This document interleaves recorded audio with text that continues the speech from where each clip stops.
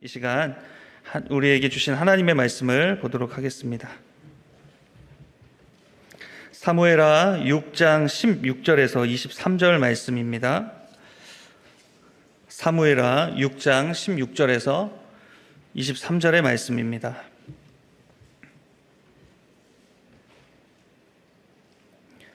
제가 가진 성경은 구약 성경 472쪽 정도에 있습니다. 사무엘하 6장 16절부터 23절을 제가 봉독하겠습니다. 여호와의 궤가 다윗성으로 들어올 때에 사울의 딸 미갈이 창으로 내다보다가 다윗 왕이 여호와 앞에서 뛰놀며 춤추는 것을 보고 심중에 그를 업신 여기니라. 여호와의 궤를 메고 들어가서 다윗이 그것을 위하여 친 장막 가운데 그 준비한 자리에 그것을 두매 다윗이 번제와 화목제를 여호와 앞에 드리니라. 다윗이 번제와 화목제 드리기를 마치고 만군의 여호와의 이름으로 백성에게 축복하고 모든 백성 곧 온 이스라엘 무리에게 남녀를 막론하고 떡 한 개와 고기 한 조각과 건포도 떡 한 덩이씩 나누어 주매 모든 백성이 각기 집으로 돌아가니라.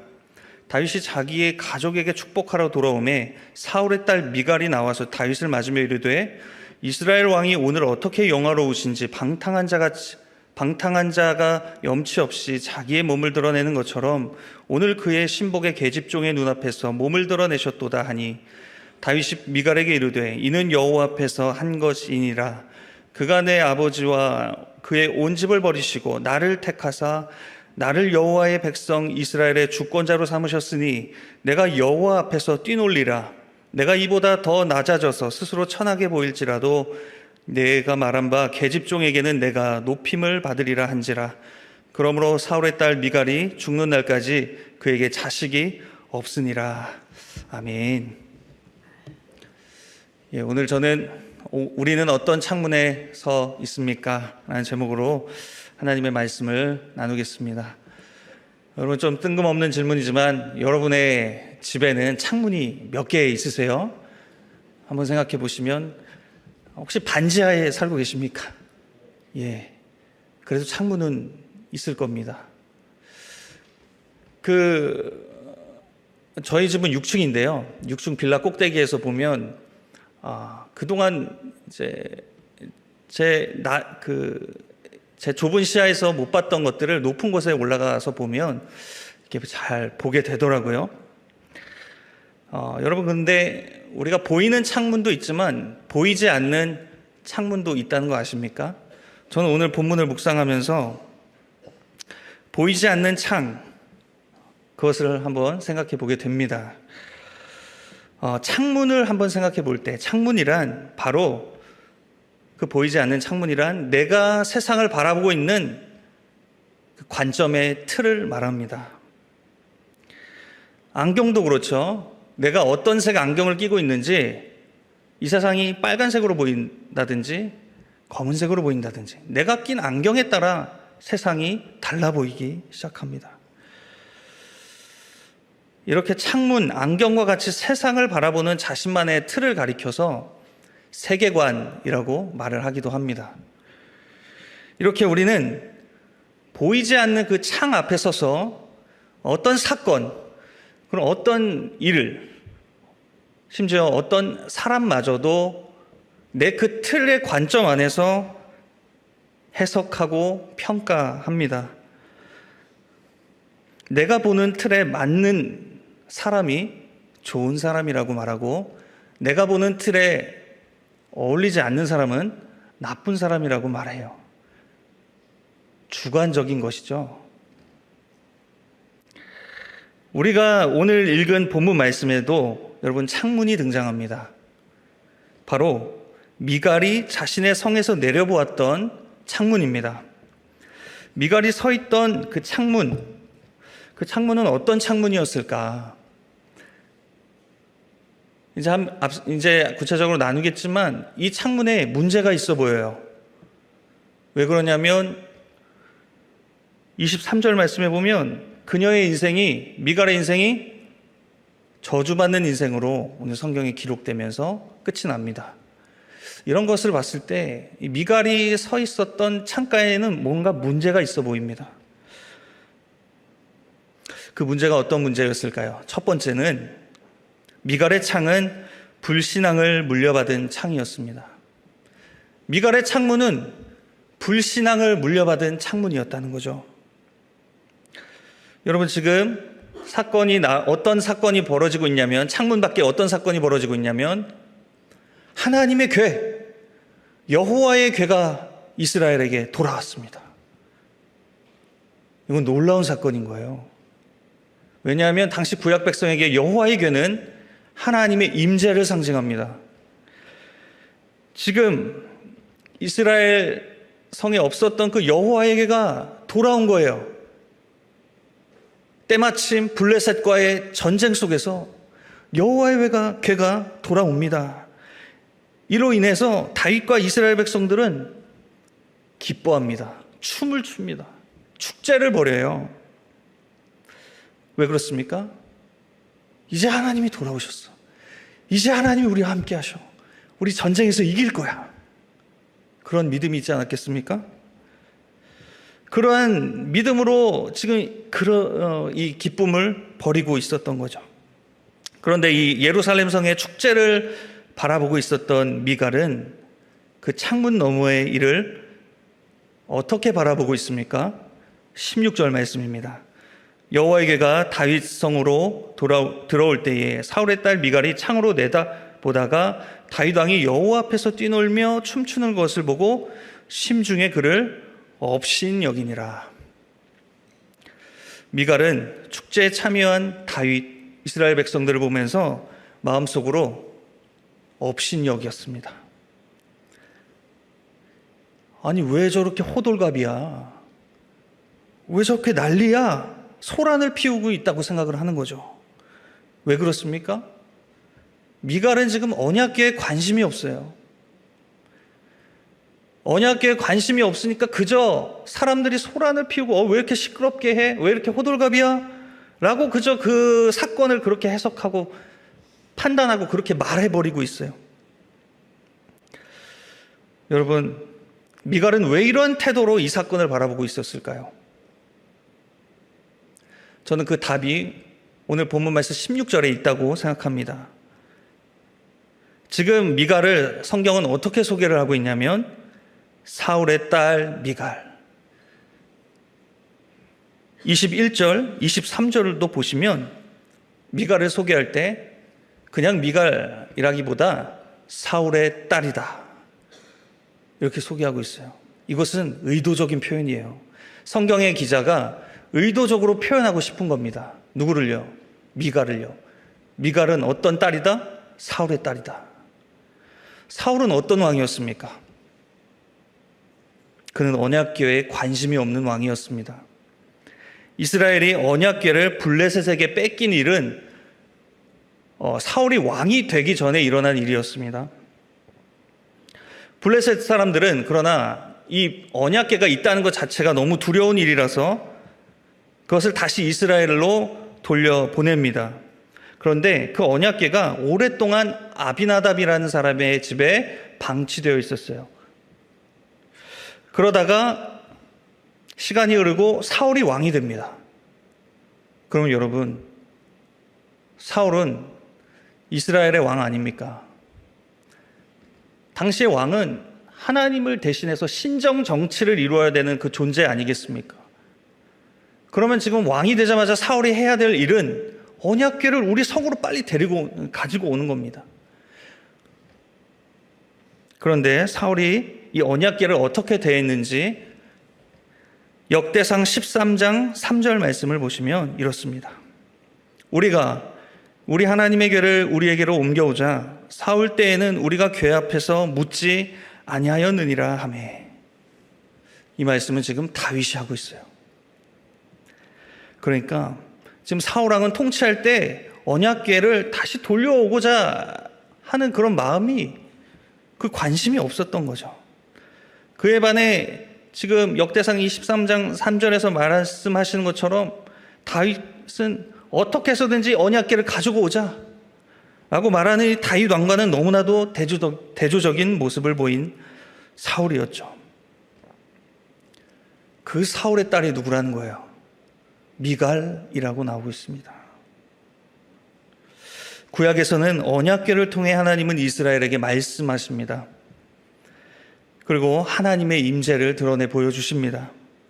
그러나 미갈은 하나님의 임재에 관심이 없습니다. 하나님의 말씀에 관심이 없어요. 하나님이 다스리시는 그런 거룩한 백성, 거룩한 나라, 하나님의 나라를 만들어가는 일에 왕비로서 전혀 관심이 없는 거예요. 결국 이 미갈의 창문은 사울의 불신앙으로 말미암아 생겨진 결과였습니다. 사울 왕은 자신만 하나님을 떠나 저주받은 인생이 된 것이 아니라 불신앙이라는 유산을 그의 딸 미갈에게 고스란히 남겨주었어요. 그리고 미갈은 이제 아버지가 남겨준 그 불신앙의 창가에 서서 세상을 바라보고 있습니다. 하나님이 보일까요? 하나님이 안 보이죠. 교회에 관심이 없어요. 성경에 관심이 없습니다. 여러분, 이 말씀을 보면서 어떤 마음이 드십니까? 여러분, 우리는 우리들의 자녀에게 어떤 유산을 남겨주셔야 되겠습니까? 수백억을 남겨주시겠습니까? 그러기 위해서 최선을 다하시겠습니까? 근데 오늘 미갈을 보세요. 하나님 앞에 저주받은 인생으로 끝나는 이 미갈을 보면서 여러분, 우리는 신앙의 유산을 물려주셔야 합니다. 우리 자녀들에게 신앙의 유산을 물려주십시오. 그러기 위해서 하나님 앞에서 살아가는 그 창문을 남겨주시기 바랍니다. 우리 부모님은, 우리 엄마 아빠는 하나님 앞에서 살아가시는구나. 이런 순간에서, 이런 어려운 상황 속에서도 하나님 앞에 예배드리시는구나. 세상의 이익을 선택하지 않고 성경 말씀에 따라 우리 부모님은 이걸 선택하시는구나. 여러분, 보여주시기 바랍니다. 오늘날 우리 믿음의 가정에서 자라나는 자녀들도 어떠한 세계관의 유혹에 그렇게 살아가고 있습니까? 돈이 최고다. 돈만 있으면 돼.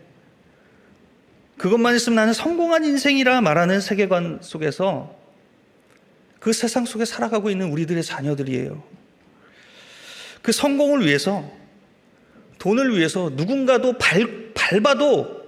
밟고 일어서도 문제가 되지 않나요? 나의 성공을 위해서, 나의 행복을 위해서 무한 경쟁의 그런 세계관 속에 살아가는 시대가 바로 오늘날 우리 자녀들이 살아가는 시대 아니겠습니까? 여러분, 이것이 그저 우리 자녀들의 문제만은 아닙니다. 오늘 사울의 저주받은 이 불신앙의 삶이 그 자식에게 그대로 상속되어서 그 자녀 역시 불신앙의 삶을 똑같이 살아가는 이 모습을 보면서 저와 여러분은 경각심을 가지시길 바랍니다. 우리가 영적인 것에 관심이 없어서 오직 물질적인 것에만 자꾸 그렇게 관심을 두기 시작한다면 우리 자녀들도 똑같이 그러한 불신앙의 창가에 서서 살아가게 될 것입니다. 진리의 창가에 서서 왜곡된 그런 관점의 틀이 아니라 하나님의 말씀, 진리의 창가에 서서 살아가시는 저와 여러분 되시고, 또 그러한 창문을 물려주시는 저와 여러분이 되시기를 바랍니다. 그렇게 교사로서, 부모로서 내가 지금 올바른 믿음 생활하고 있는지 이 시간을 통해 돌아보시기를 축복합니다. 두 번째, 미갈의 창에는 체면이 중요했습니다. 무엇이 중요했다고요? 체면이 중요합니다. 왜요? 왕비니까요. 왕후잖아요, 왕후. 다윗 왕의 아내 아닙니까, 미갈이? 그러니까 그 지위가 얼마나 높습니까? 미갈의 창문은 체면을 지키고 채통을 지키는 것이 중요하지, 그 이면에 지금 그 영혼이, 다윗이란 사람의 영혼이 지금 무엇 때문에 기뻐하고 있고, 지금 무엇을 사모하고 있고, 무엇으로 그의 영혼이 정말로 즐거워하고 있는지를 보지 못하고 있습니다. 그저 채통 때문에, 체면 때문에 다윗 왕이, 남편이 지금 경망스러운 행동을 하고 있다라고 바라보고 있습니다. 다윗, 그의 영혼은 지금 하나님의 임재, 그리고 하나님의 함께 하심으로 인해서 기뻐하고 즐거워하고 있다는 이 사실을 놓치고 있는 것이죠. 다윗은 어떤 사람입니까? 하나님의 마음에 합한 사람이다라는 칭호를 받았죠. 그런데 다윗이 그렇게 모든 것을 잘했습니까? 그는 그의 인생 일대의 그 오점을 성경에 남겨져 그런 사건이 있지 않았습니까? 실수가 있었던 사람, 넘어졌던 사람, 죄의 유혹을 늘 그도 받았어요. 그러나 그의 영혼은 늘 하나님을 사모했습니다. 사슴이 시냇물을 갈급히 찾는 것처럼 그의 영혼은 늘 주님 앞에 나와 토로하였습니다. 그 중심을 하나님은 기뻐하신 거죠. 내 마음에 합한 자다. 죄가 없어서 합한 것이 내 마음에 드는 게 아니라 지금 저 영혼이 지금 나를 향해 갈급해하고 있는 그 모습을 하나님은 기뻐하신 거죠. 그런데 지금 미갈은 그 영혼의 갈급함이라고는 찾아볼 수가 없습니다. 그저 내가 왕비, 내가 왕후라는 사실이 중요합니다. 그렇게 높은 위치에 앉아서 높은 창가에서 내려다 보니까 경망스러워 보일 뿐인 거죠. 20절 말씀입니다. 다윗이 자기의 가족에게 축복하러 돌아오매 사울의 딸 미갈이 나와서 다윗을 맞으며 이르되 이스라엘 왕이 오늘 어떻게 영화로우신지 방탕한 자가 염치 없이 자기의 몸을 드러내는 것처럼 오늘 그의 신복의 계집종의 눈앞에서 몸을 드러내셨도다 하니. 성경에 보면 다윗은 배 에봇을 입고 그 여호와의 궤 앞에서 춤을 췄다라고 나옵니다. 그렇게 기뻐하고 있는 이 다윗을 보면서 미갈은 방탕한 자가 염치 없이 자기의 몸을 드러내는 것처럼 왕이 채통을 못 지키셨습니다. 지금 이 말하고 있는 거 아닙니까? 근데 진짜 이 다윗이 정말 몸을 다 드러냈을까요? 그렇게 말하기보다 지금 이 미갈의 말은 그러한 다윗의 행동을 비난하고 있는, 조롱하고 있는 그 어조인 거예요. 어떻게 왕이 돼서 지금 그렇게 채통을 못 지키면서 그 왕의 신하들의 여인들이 있는 그 여인들이 볼 때 채통을 못 지키는 그런 몸을 드러내는 행동과 같은 그런 행동을 하십니까? 그래서 내 이미지가 떨어지지 않습니까? 당신 때문에. 지금 미갈이 그렇게 말하는 거 아닙니까? 여러분, 앞서도 말씀드렸지만 죄는 내가 높은 곳에 있다라고 여기기 시작하는 순간 죄가 우리의 마음을 사로잡기 시작합니다. 내가 높은 위치에 있다라고 여기는 순간 내가 모든 것을 내려다보기 시작하고, 그럴 때 교만이 우리의 마음을 틈타기 시작합니다. 그때는 하나님도 안 보여요. 내가 더 높아 있기 때문이죠. 지금 미갈은 하나님이 안 보입니다. 그저 내 왕후라는 자리가 중요해요. 그래서 이 미갈의 이 다윗을 향한 평가, 이 모독의 평가는 1차적으로 다윗을 향한 거지만 사실 누굴 향한 겁니까? 하나님을 향한 거였어요. 미갈은 하나님을 향한 모독의 행위를 지금 말하고 있는 것이죠. 하나님을 모독하는 말을 하고 있는 거죠. 그래서 미갈이 받게 되는 저주는 하나님을 모독한 결과였습니다.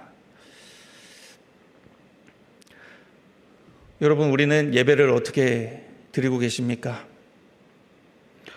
혹시 저와 여러분은 채통을 지키는 예배자는 아니십니까? 예배는 하나님 앞에 서는 시간 아니겠습니까? 창조주 되시고 왕 되신 하나님 앞에서 그 어떤 체면이 중요하겠습니까? 여러분, 우리의 예배의 유일한 관객은 하나님 한 분뿐이세요. 믿으십니까? 우리의 예배의 유일한 관객은 하나님밖에 없으세요. 예배 시간만큼은 그렇습니다. 어떤 채통이 중요합니까? 하나님의 면전 앞에서 내 체면이 뭐가 그렇게 중요한 겁니까? 채통을 지키는 것을 넘어서서 어떤 예배자들은 예배를 관찰하기 시작합니다. 그리고 평가하기 시작하죠. 오늘 찬양대의 찬양이 좀 그러네. 물론 이걸 말로 하지 않으십니다. 그러나 속으로 오늘 찬양 좀 그렇네. 오늘 목사님의 넥타이가 왜 저러시지? 네. 넥타이 잘 매야 될 것 같습니다. 오늘 목사님의 설교가 예배를 왜 관찰하시죠? 하나님 앞에 서는 시간 아닙니까? 그 시간 내가 무엇을 바라보고 있습니까? 그 마음의 중심을 하나님 보세요. 그리고 은혜 주시는 줄 믿습니다.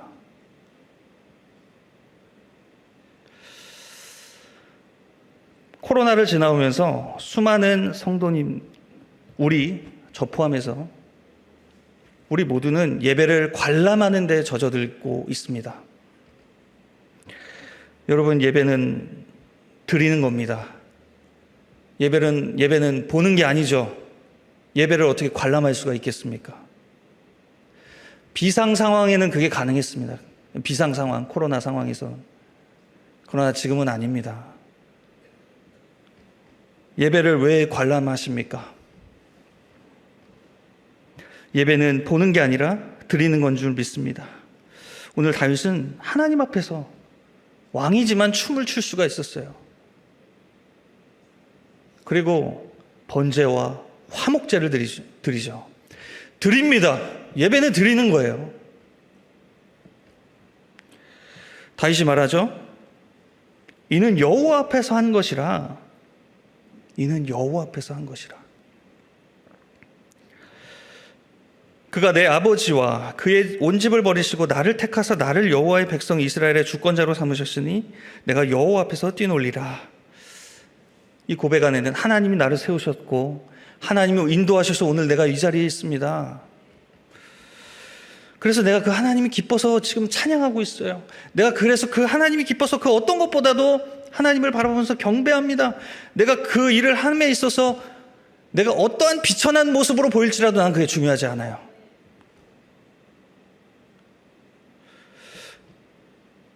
여러분, 이 다윗의 예배에 대한 태도가 우리의 태도 되시기를 간절히 바랍니다. 하나님 앞에서, 높으신 하나님 앞에서 그분을 경외하는 예배자로 끝까지 승리하시기를 축복합니다. 마지막으로 세 번째로, 미갈의 창문은 어떤 문제가 있었느냐? 자신의 창의의 문제를 보지 못합니다. 내 창문이 지금 잘못됐네? 지금 나 혼자 지금 이러고 있네? 다 지금 즐거워하고, 다 지금 화목제, 번제, 막 떡과 고기를 나누고 지금 영적인 교제를 나누고 있잖아요. 지금 나 혼자만 위에서 내려다보고 있으면서 미갈은 내가 잘못한 거였구나. 내가 틀린 거였구나. 라고 눈치를 챘어야 됐어요. 그리고 왕비라면 이스라엘의 왕 옆에 내려가서 같이 축제를 즐겨야 했습니다. 그런데 지금 미갈은 자신의 창문의 문제를 못 보고 있어요. 바꾸려 하지 않아요. 왜 그렇습니까? 자신의 창문엔 문제가 없다라고. 내 창문은 문제가 없어. 원래 이렇게 했던 거야. 전통이야. 이게 맞아. 내 생각이 맞아. 내 주관이 맞는 거야. 라고 생각하고 있었기 때문이죠.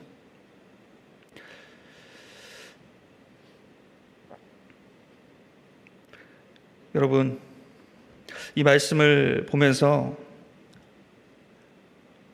우리는 늘 예배 시간을 통해서 우리의 관점을 새롭게 하라라고 주님의 말씀이 선포될 때에 우리는 그 우리의 창문을, 내가 갖고 있던 창문을 진리의 말씀에 비춰서 얼마나 닦고 계십니까? 아, 이게 잘못된 거였구나. 아, 내가 옳게 여겼다라고 말했던 그것이 성경적인 게 아니었구나. 그러면 그 창문은 깨야죠.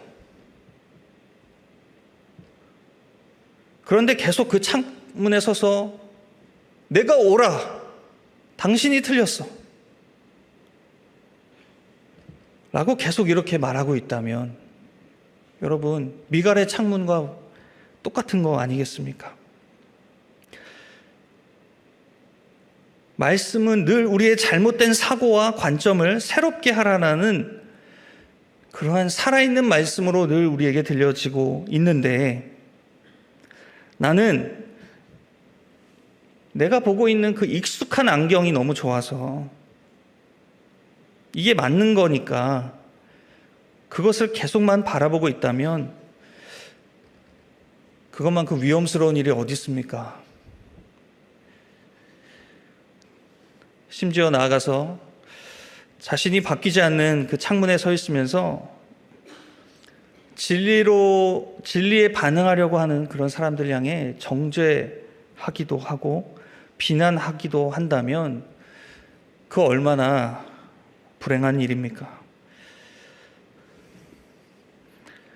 여러분, 우리가 전통이라고 생각하는 것, 그것이 성경적으로 바른 것인가 늘 점검해야 할 줄 믿습니다.